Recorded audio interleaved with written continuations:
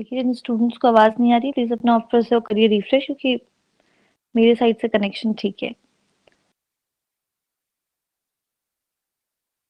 ये वाली जो स्लाइड आप लोगों को मैं दिखा रही थी सिर्फ मैं एक्सप्लेन करने के लिए दिखा रही थी, इस डायग्राम का पार्ट नहीं है, ये सिर्फ एक्सप्लेनेशन का पार्ट है। मेन डायग्राम आपका यही चल रहा है। तो ये हमारा पॉइंट है बिफोर ट्रेड का। अब क्या हुआ कि हमने देखा कि इकोनॉमी को फायदा किसमें है, एक्स कमोडिटी के प्रोडक्शन में है। ठीक, तो स्पेशलाइजेशन की अगर हम बात करें तो हमें पता है कि स्पेशलाइजेशन इकोनॉमी किसमें करेगी, एक्स कमोडिटी में, क्योंकि यहाँ पे फायदा ज्यादा है। तो जैसे ही हम कह रहे हैं एक्स कमोडिटी में स्पेशलाइजेशन होगा तो इसका मतलब प्रोडक्शन का पॉइंट जो होगा वो कहीं शिफ्ट होगा, क्योंकि स्पेशलाइजेशन हो रहा है। तो वो जो प्रोडक्शन का पॉइंट है वो प्रोडक्शन का पॉइंट किस तरफ शिफ्ट होगा, सी के राइटवर्ड या सी के लेफ्टवर्ड। हम सी से नीचे की तरफ आएंगे या सी के ऊपर की तरफ जाएंगे दिखाने के लिए कि एक्स कमोडिटी का स्पेशलाइजेशन हो रहा है।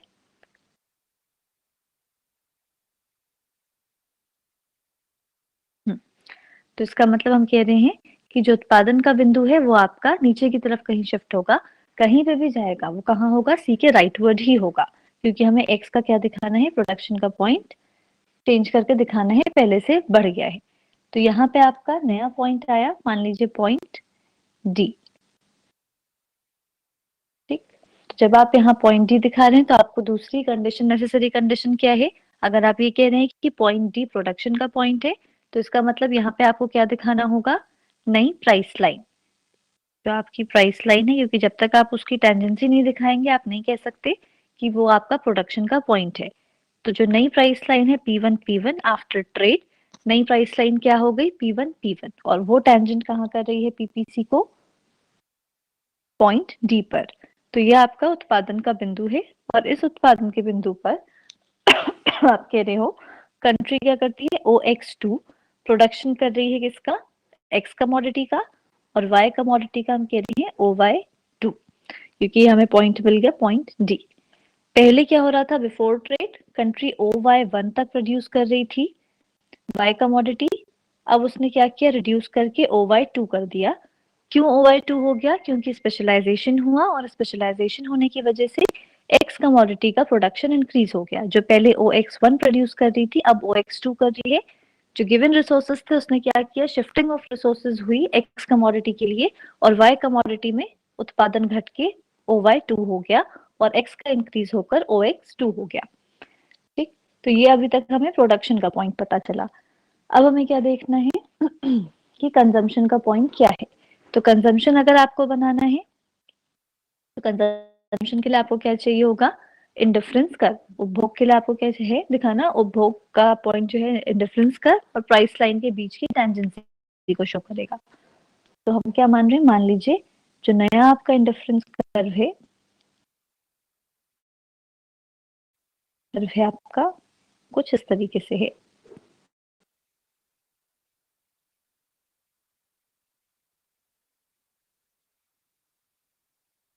IC2 ये आपका पॉइंट ई है जहां पर टेंजेंसी हो रही है डिफरेंस कर्व और प्राइस लाइन के बीच की। तो अगर हमें देखना है कि इस पूरे डायग्राम में आफ्टर ट्रेड कंजम्पशन का पॉइंट कौन सा है,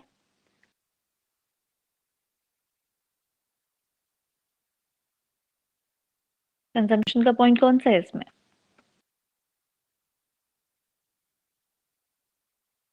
पॉइंट ई, करेक्ट।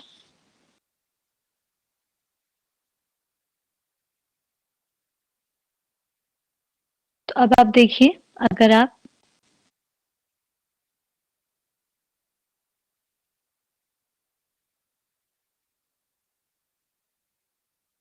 अब हमें क्या एनालिसिस करनी है कि कहाँ पे कंजम्पशन ज्यादा है, कहाँ पे प्रोडक्शन ज्यादा है। तो अगर हम इस कंट्री की बात कर रहे हैं तो कंट्री ए का आफ्टर ट्रेड उत्पादन कितना है, उत्पादन का पॉइंट कौन सा था, पॉइंट डी। तो हम कह रहे थे एक्स कमोडिटी की अगर हम बात करें, प्रोडक्शन का एक पॉइंट बनाइए, एक पॉइंट आप कंजम्पशन का, हम बात कर रहे हैं एक्स कमोडिटी के लिए।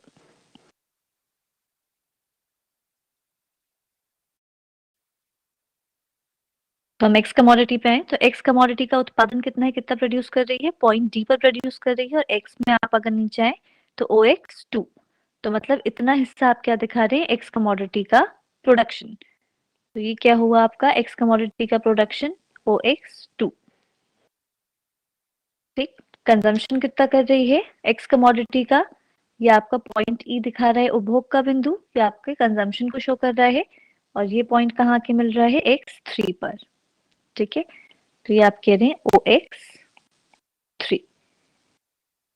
अगर मैं कह रही हूँ उत्पादन OX2 के बराबर हो रहा है, इतना आपका उत्पादन है OX2 और उपभोग कितना है OX3। That means if production is OX2 and consumption is OX3, क्या ज्यादा है प्रोडक्शन और कंजम्पशन?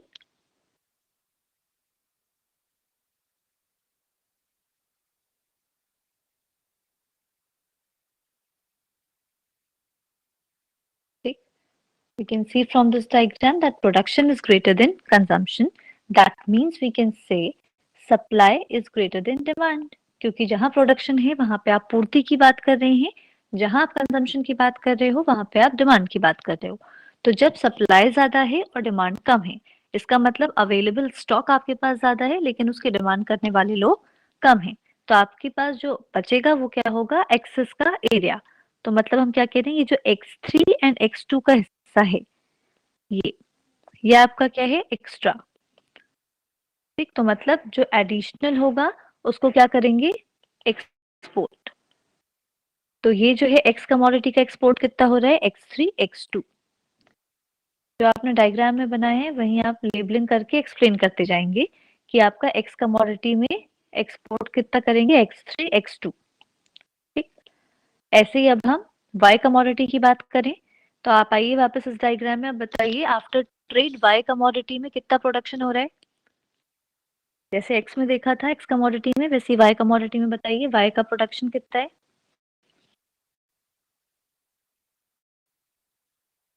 O/2। ठीक, और कंजम्पशन कितना है,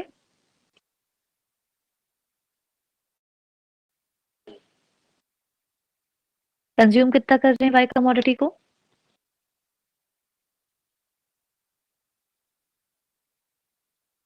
O/3।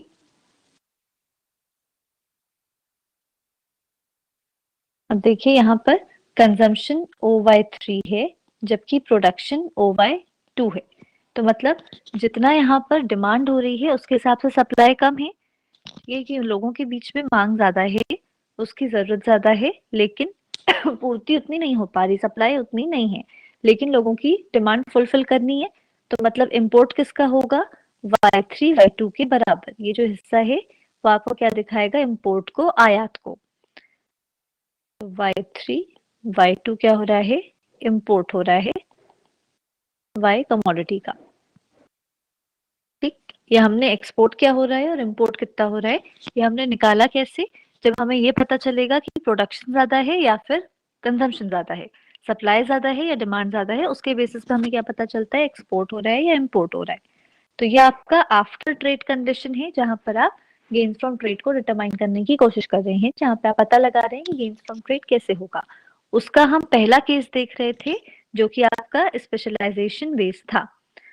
ठीक है, ये आपका स्पेशलाइजेशन का केस था जहां पे आप पता कर रहे हैं। तो ये जो स्पेशलाइजेशन होता है, specialization from gains from trade है, इसको हम दो पॉइंट्स में स्प्लिट करते हैं। एक आपका होता है प्रोडक्शन स्पेशलाइजेशन और एक होता है कंजम्पशन।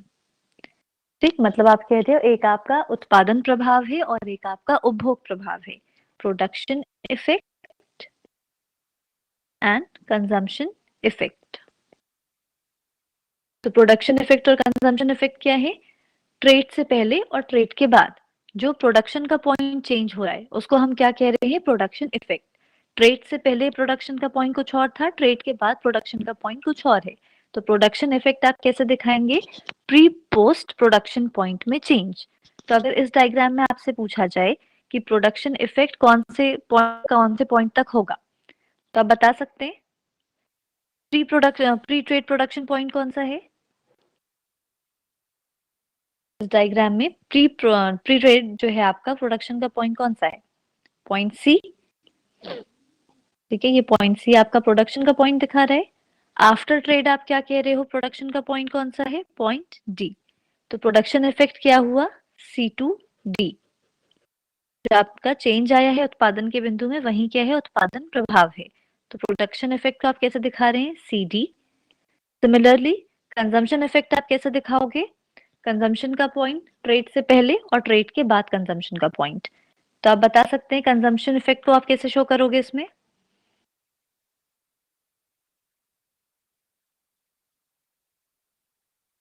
CE। ठीक, पहले C था, अब आपके पास क्या है, प्रोडक्शन का पॉइंट E। तो ये आपका CE क्या दिखा रहा है, कंजम्पशन इफेक्ट। तो स्पेशलाइजेशन गेन्स फ्रॉम ट्रेड का जो पार्ट है इसको हमने फर्दर 2 पॉइंट्स में बाइफरकेट किया, production effect and consumption effect.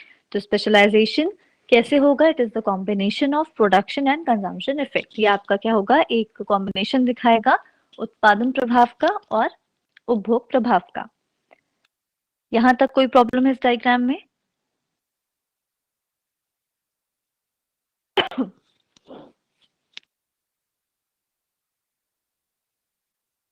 समझ लीजिए, बना लीजिए, जहां पे भी दिक्कत हो बता दीजिएगा।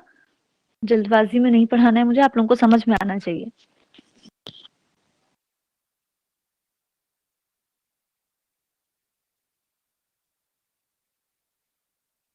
ओके, तो जो हमारा नेक्स्ट पॉइंट है, हमें दिखाना है gains from trade through the exchange process.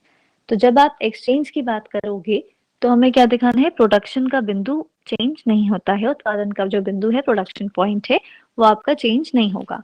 तो मतलब जब आप एक्सचेंज का केस की बात करते हो, एक्सचेंज के केस में प्रोडक्शन का पॉइंट आपका वही रहेगा। तो मतलब जो आपका अर्लियर पॉइंट था, दैट इज पॉइंट C, इसी पॉइंट से आपका क्या होगा, प्रोडक्शन स्टार्ट होगा। ठीक, तो यहाँ से जब आप बात कर रहे हैं तो नई जो आपकी प्राइस लाइन है, वो प्राइस लाइन क्या है आपकी, ये डॉटेड एरिया आपने लिया P2 P2। हमने क्यों ये लाइन यहाँ पर शो करी है,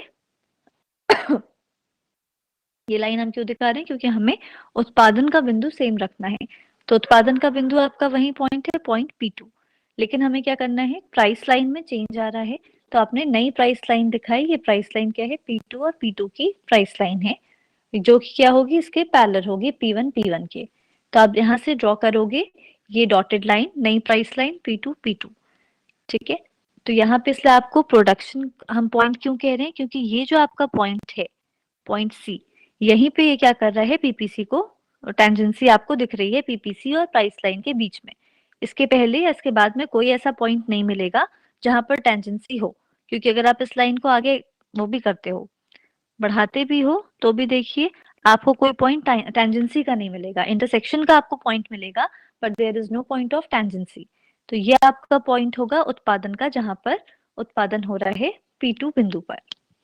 ठीक, अब आपको अगर कंजम्पशन दिखाना हो तो कंजम्पशन का बिंदु कौन सा है, कहाँ पे शो करोगे, कौन सी लाइन पर टेंजेंसी होनी चाहिए इंडिफरेंस कर्व की, P0 P0 P1 P1 P2 P2, कौन सी 3 लाइन में से आपको टेंजेंसी चाहिए होगी?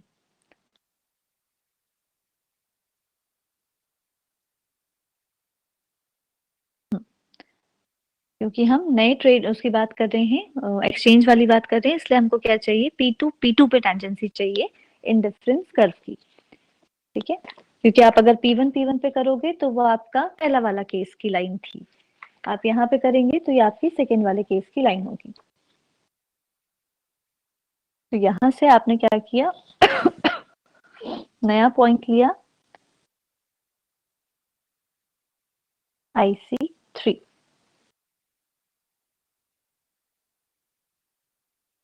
ये पॉइंट F जो आपको शो कर रही हूं मैं, ये पॉइंट F क्या है, tangency between price line P2 P2 and indifference curve IC3।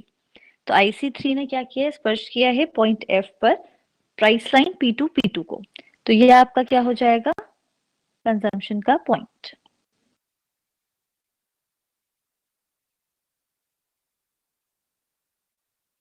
ठीक है, तो अब हम वापस से आते हैं उसी एनालिसिस पे कि ये आपका जो पॉइंट है एक्सचेंज का। तो इस पूरे डायग्राम में जब आप कह रहे हो एक्सचेंज का केस है, तो प्रोडक्शन कितना हो रहा है एक्स कमोडिटी का, एक्स कमोडिटी का प्रोडक्शन कितना होगा,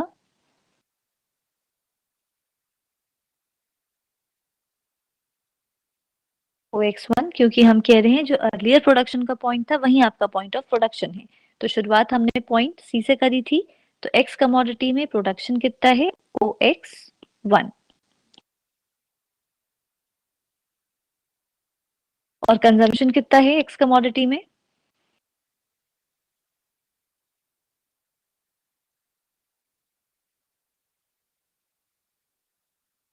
OX4 क्योंकि ये आपका पॉइंट है प्रोडक्शन कंजम्पशन का। तो आप इसको नीचे लेके आए तो इतना हिस्सा आप कह रहे हो उपभोग हो रहा है क्योंकि ये टेंजेंसी है डिफरेंस कर्व और प्राइस लाइन की, और इतना आप कह रहे हो कि प्रोड्यूस हो रहा है क्योंकि ये आपका पॉइंट है टेंजेंसी का प्राइस लाइन और पीपीसी के बीच का। तो हम क्या दिखा रहे हैं यहाँ पर OX4 is point of consumption of X commodity and OX1 is the point of production for X commodity। तो यहाँ पर डिमांड ज्यादा है कि सप्लाई?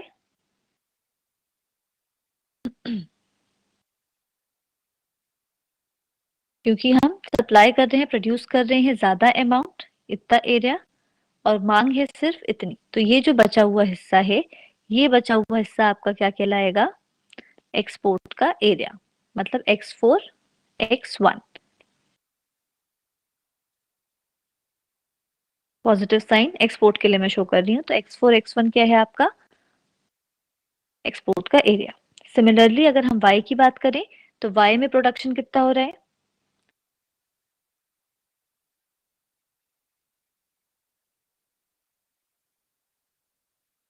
OY1 एंड कंजम्पशन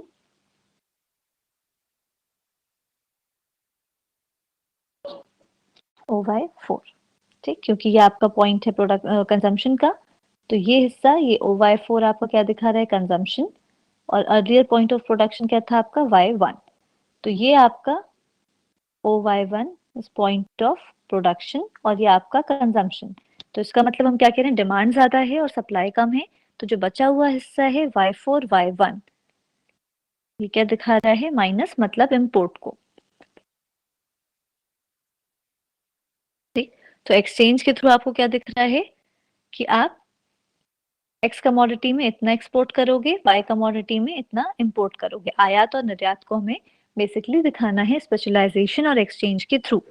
तो ये जो मॉडर्न अप्रोच है क्या कर रही है कि ये डिवाइड कर रही है अपने गेन्स फ्रॉम एक्सचेंज को दो तरीके से, कि या तो विशिष्टीकरण के थ्रू आप उसको एक्सप्लेन करेंगे या फिर आप विनिमय के थ्रू इसको एक्सचेंज करेंगे, आइदर फ्रॉम स्पेशलाइजेशन और फ्रॉम एक्सचेंज फ्रॉम ट्रेड। तो आधुनिक अप्रोच जो है आपकी, जो आपकी मॉडर्न अप्रोच है, वो क्या कहती है? कॉम्बिनेशन है gains from trade, gains from specialization and gains from exchange का। तो बेसिकली ये जो आपका एक एरिया पड़ेगा इसमें, क्योंकि point C, point F, point E and point D, तो इतना जो हिस्सा है आपका, ये जो आपकी ब्लैक लाइन से जो मैं शो कर रही हूँ, ये हिस्सा क्या होता है? इसको आप कहते हैं या मॉडर्न अप्रोच कहती है इस पूरे शेडेड एरिया को गेन्स फ्रॉम ट्रेड,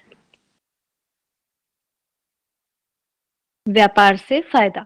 क्योंकि इतने ही पूरे डॉटेड एरिया में, जो ब्लैक डॉटेड लाइन मैं यहाँ पे दिखा रही हूँ, स्ट्राइप वाली आपको लाइन दिखा रही हूँ, इसी लाइन के थ्रू आप क्या दिखा रहे हैं? कंजम्पशन इफेक्ट भी, ठीक, पॉइंट C2E, प्रोडक्शन इफेक्ट भी पॉइंट C2D, या आप एक्सचेंज इफेक्ट भी, जो एक्सचेंज इफेक्ट आप किसको दिखाएंगे? पॉइंट C2F, क्योंकि ये आपका एक्सचेंज की वजह से हम क्या कर रहे हैं? पॉइंट सी से एफ पर शिफ्ट हुए हैं। एफ पॉइंट आपका कौन सा था जो हम कह रहे थे कि जब एक्सचेंज हो रहा था तब हमने क्या किया? अपने कंजम्पशन को चेंज किया, सी से एफ पे गए। तो एक्सचेंज आप कैसे दिखा रहे हैं? सी से एफ की तरफ, या आपका एक्सचेंज को दिखाएगा, और आपका स्पेशलाइजेशन किसको दिखाएगा? सी डी एंड सी ई की डिफरेंस को। ठीक है, तो मतलब कॉम्बिनेशन क्या है आपका कि आपने इस पूरे डायग्राम में इस शेडेड एरिया के थ्रू गेन्स फ्रॉम ट्रेड को दिखाया, क्योंकि gains from trade according to modern approach is combination of specialization and exchange from trade. तो ये शेडेड एरिया आपका क्या दिखाएगा? गेन्स फ्रॉम ट्रेड को, according to modern approach. According to traditional approach आप बात करते हैं मोस्टली थ्योरेटिकल एस्पेक्ट की या फिर ऑफर कर्व के सेंस में, बट यहाँ पे आप दो पार्ट्स में स्प्लिट करके एक्सप्लेन करेंगे। क्लियर है?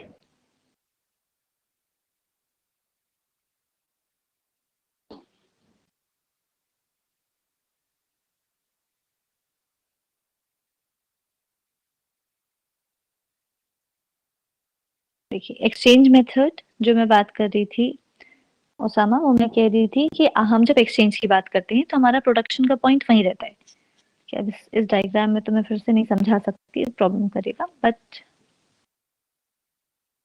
जब आप कह रहे थे कि आप गेन्स फ्रॉम एक्सचेंज दिखा रहे हैं, तो ये आपका अर्लियर पॉइंट था प्रोडक्शन का, ठीक है, जहां पे आप कह रहे थे ऐसी कुछ आपकी प्राइस लाइन होगी P0 P0।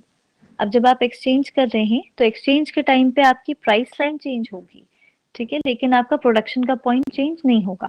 तो आपको उसी पॉइंट पे प्रोडक्शन दिखाना है, इस वजह से आपने नई प्राइस लाइन यहीं से स्टार्ट करी P2 P2, ठीक है, क्योंकि आपने स्टार्टिंग में ही क्लियर कर दिया मॉडर्न अप्रोच क्या कह रही है कि उत्पादन का बिंदु सेम रहेगा but there is difference in the point of consumption. तो जब कंजम्पशन का पॉइंट आपका चेंज होगा तो आपको ये तो पता है सर्टेनली कि जो आपका जो स्टार्टिंग का पॉइंट था IC1, जो आप पॉइंट सी कह रहे थे, ये पॉइंट सी नहीं रहेगा, इसमें कुछ अंतर आएगा।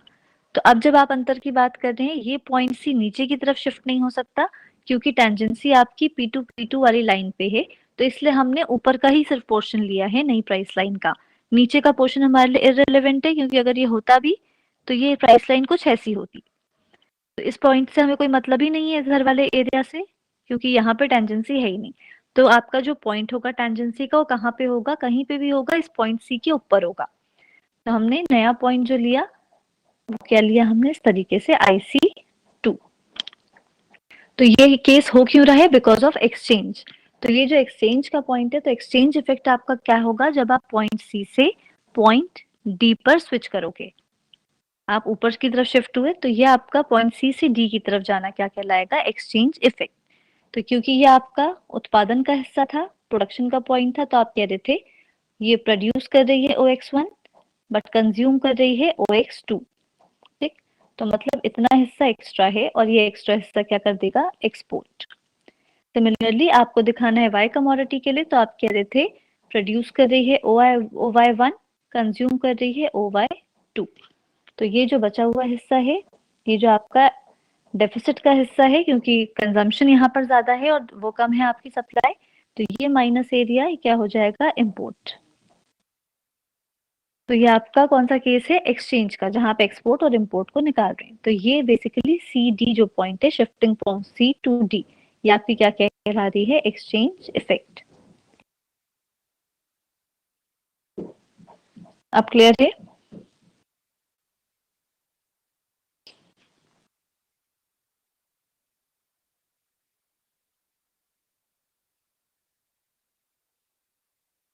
तो ऐसे आपको क्या दिखाना है, अपने मॉडर्न अप्रोच को डिस्कस करना है। तो ये जो आपके गेन्स फ्रॉम ट्रेड होते हैं, ये एक्चुअली अगर हम देखें तो दो पार्ट्स में इसको डिवाइड किया जाता है। गेन्स फ्रॉम ट्रेड हम दो तरीके से कहते हैं कि आपका एक पोटेंशियल होता है और एक आपका एक्चुअल होता है, ठीक। तो actual gains from trade and potential gains from trade में क्या डिफरेंस है, अगर दो कंट्रीज है, मान लीजिए A एंड B, ठीक है, और दो कमोडिटीज है X एंड Y। तो अगर दो कंट्रीज से A एंड B डिटरमाइन, कैसे अपना गेन्स फ्रॉम ट्रेड को डिटरमाइन कर रही हैं, taking the difference in domestic cost ratio of to commodities से X एंड Y। मतलब जो उनकी घरेलू लागतें आ रही हैं दो कमोडिटीज को प्रोड्यूस करने में, जो डोमेस्टिक कॉस्ट का रेशियो आ रहा है, उसके बेसिस पे अगर ट्रेड को डिटरमाइन कर रहे हैं, तो वो हमारा क्या कहलाता है, पोटेंशियल ट्रेड। मतलब मैं क्या कह रही हूँ कि जब आपको पोटेंशियल गेन्स फ्रॉम ट्रेड दिखाना होगा तो आप क्या लेते हैं, GP, मतलब पोटेंशियल गेन। वो आपका कैसे निकलेगा, cost of producing X commodity, cost of producing Y commodity, इन दोनों का जो रेशियो है in country A minus cost of producing X commodity upon cost of producing Y commodity in country B। तो जब हम पोटेंशियल निकालते हैं तो पोटेंशियल आपका कैसे निकलेगा, दोनों देश में, कंट्री A में X कमोडिटी और Y कमोडिटी को प्रोड्यूस करने में जो घरेलू लागत आ रही है, डोमेस्टिक कॉस्ट आ रही है, उसका रेशियो माइनस कंट्री B में X कमोडिटी और Y कमोडिटी को प्रोड्यूस करने में जो लागत आ रही है, उसका रेशियो। इन दोनों को जब आप माइनस करोगे तो आपको क्या पता चलेगा, पोटेंशियल गेन। पर एक्चुअल गेन कैसे पता चलेगा, एक्चुअल गेन का फॉर्मूला क्या होता है, GA is equals to PX upon P Y A minus P X upon P Y in B. मतलब दोनों में डिफरेंस क्या है?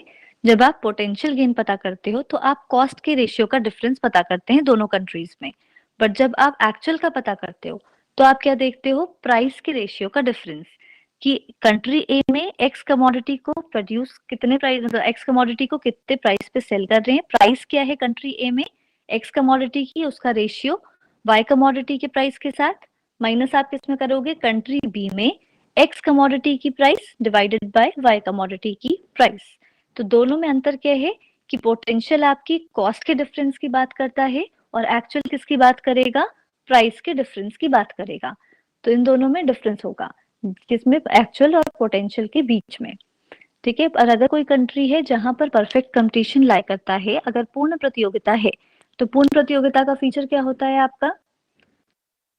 पूर्ण प्रतियोगिता में एआर और एसी के बीच में क्या वो होता है रिलेशन?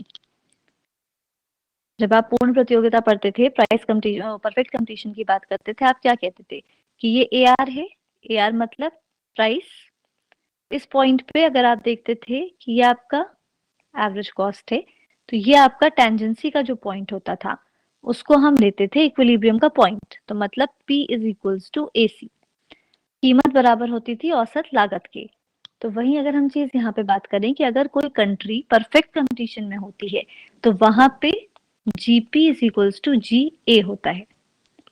मतलब पोटेंशियल जो आपका ट्रेड है, जो पोटेंशियल गेन है, वो बराबर होता है एक्चुअल गेन के। तो इस कंडीशन में हम क्या कहते हैं कि अगर परफेक्ट कंपटीशन लाई कर रहा है तो कंडीशन क्या होगी? C X upon C Y must be equal to P X upon P Y in country A. अगर मैं कह रही हूँ ए कंट्री में परफेक्ट कंपटीशन है तो ए कंट्री में जीपी बराबर होगा जीए के। पोटेंशियल और एक्चुअल का जो गेन है वह हमेशा क्या होगा? बराबर होगा। और कंडीशन क्या होगी कि जो कॉस्ट आ रही है वो बराबर हो जाएगी प्राइस रेशियो के। कॉस्ट रेशियो और आपका प्राइस रेशियो बराबर होगा, क्योंकि हम कहते हैं परफेक्ट कंपटीशन में P is equals to AC। Equilibrium का पॉइंट कहाँ होगा? जहां पर P और AC बराबर होंगे, तो मतलब कॉस्ट और प्राइस बराबर हो। तो उस कंट्री में जहां पर परफेक्ट कंपटीशन लाई कर रहा है, पूर्ण प्रतियोगिता है, वहां पे CX और PX का रेशियो बराबर होगा। और ये कब होगा? जब किसी कंट्री में टैरिफ नहीं होगा, ट्रेड रिस्ट्रिक्शंस नहीं होंगी, तभी क्या होगा? ये कंडीशन फॉलो हो सकती है जब टैरिफ या कोई भी बैरियर ना हो। ठीक है। अगर मान लीजिए PX और PY बराबर है CX अपॉन CY के कंट्री ए में, तो मतलब क्या होगा कि एक्चुअल गेन ज्यादा है पोटेंशियल गेन से। अगर प्राइस रेशियो ज्यादा आता है कॉस्ट से तो एक्चुअल गेन ज्यादा है पोटेंशियल से, और अगर इसका रिवर्स हो, कॉस्ट ज्यादा हो पीएक्स से, तो हम कहेंगे पोटेंशियल ज्यादा है एक्चुअल से। क्लियर है? तो इस तरीके से आप क्या डिफाइन कर सकते हैं? Potential gains and actual gains, एक आपके प्राइस रेशियो के बीच में और एक आपका डिफरेंस कॉस्ट के बीच में। यहाँ तक कोई डाउट है?